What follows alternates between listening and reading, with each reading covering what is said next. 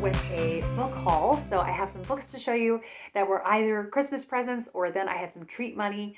And so I ordered some books after that. And before that, though, I do have a couple movies to show you because I did end up getting some movies, which I don't do nearly as much as books, but these were ones that I really wanted to get. And the first is called Footsteps in the Fog. And this is a 1960s film, but set in the Victorian era, all about a young woman who is pretty sure that her boss has killed his wife, and so then she starts blackmailing him, and it's supposed to get very twisty turny. It's atmospheric, and I couldn't find this through the library, and I don't think you can even rent it online. So I just bought a copy online. I think on YouTube, that's where I have it, and I'm very excited to watch it. So hopefully it lives up to my expectations because I usually don't, buy a movie I've never seen.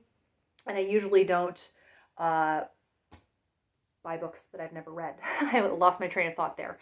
And then the other one that I got, this is another time I've broken my rule and I bought something I hadn't seen yet. And this is Three Wishes for Cinderella. So there is a 80s Czech film that is the original of this, and it is so charming, and I really, really enjoy that film, although the prince is not appealing to me. I think he's kind of a brat in it, but that's beside the point. This is a Norwegian remake of this.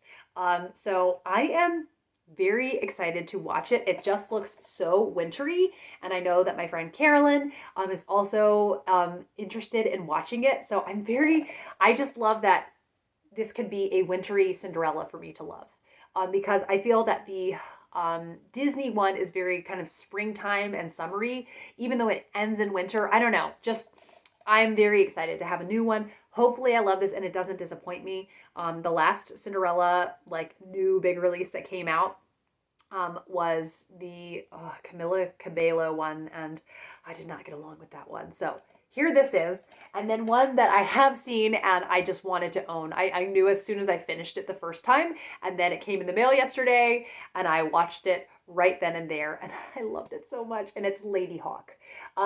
So this I learned about this from my friend Taylor at the Babbling Bee, and I will just be eternally grateful to Taylor for telling me about it. It is so unique. It's kind of a fairy tale, fantasy, adventure, romance, and it stars Michelle Pfeiffer right there.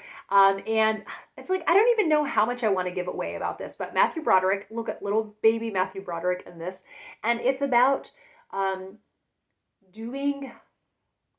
going to any lengths that you will for those that you love and just fighting for what is right. And it's so beautiful. I cry so hard at the end, and I'm so happy that I own it. It's so moving, and I love the soundtrack now. The soundtrack is incredibly 80s, and I just love it.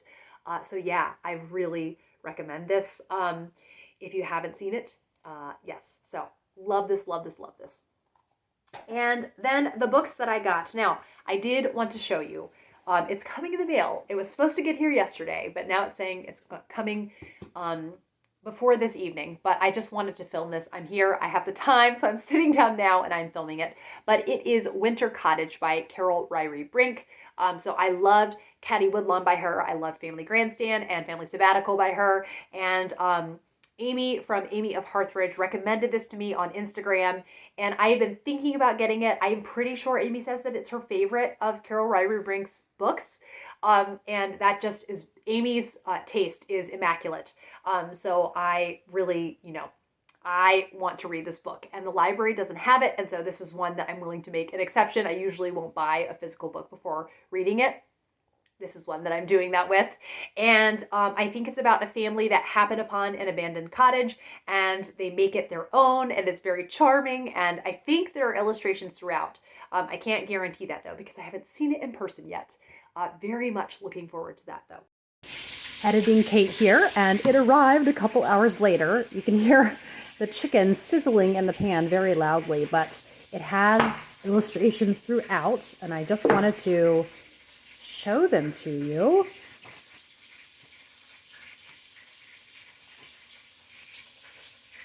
I really like the style of them. It's like they're little cutaway paintings inside.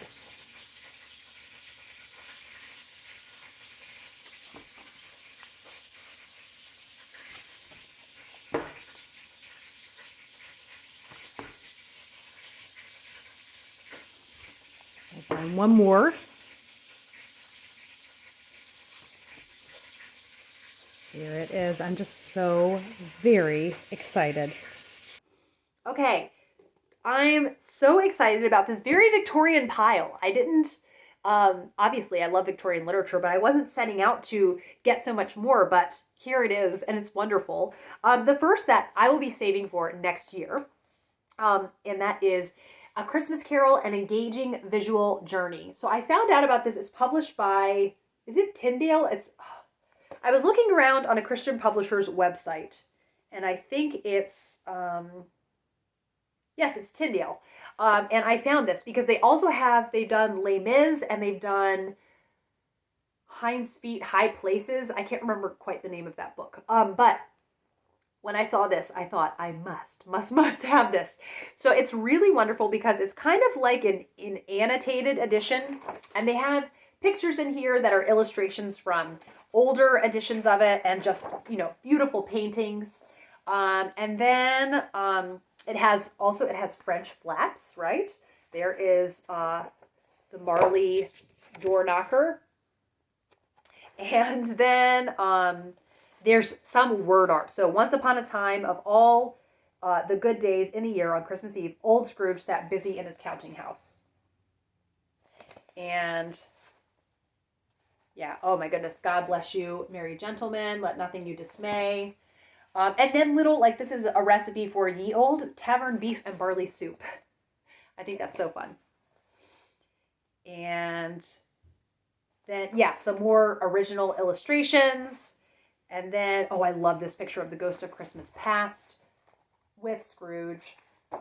And it's an incredibly beautiful edition. So I think this will be really wonderful to just sink into.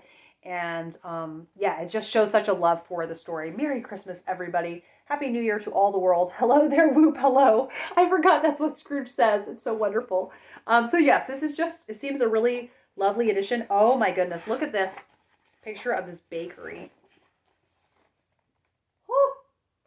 Then it has, in the back, it has a section on the life and career of Charles Dickens, which I'll be very frank, I am not interested in reading. It makes me so annoyed every time, all over again, when I think about how he abandoned his wife and she was not allowed to see her children. It makes me mad all over again. So I don't care about that.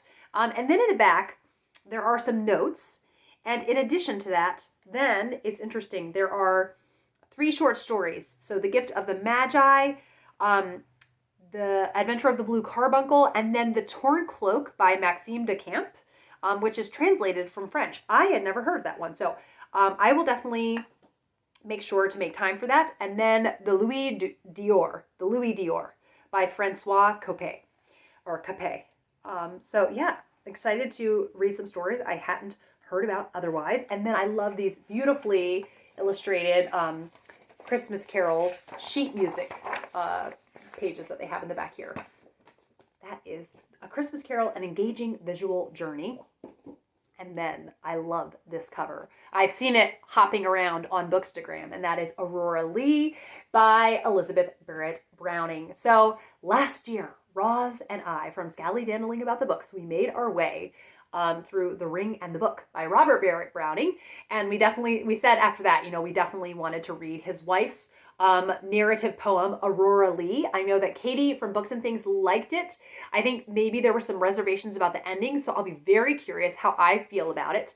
And the one thing that I don't like, when you have a cover like this, then on the spine, sometimes you get unusual things. So it's just an eye. That's I know there's an edition of Persuasion. It's one of the annotated ones, and on the spine is an ear. It's just, you could have picked something else. I mean, I don't know what else, but it just is weird.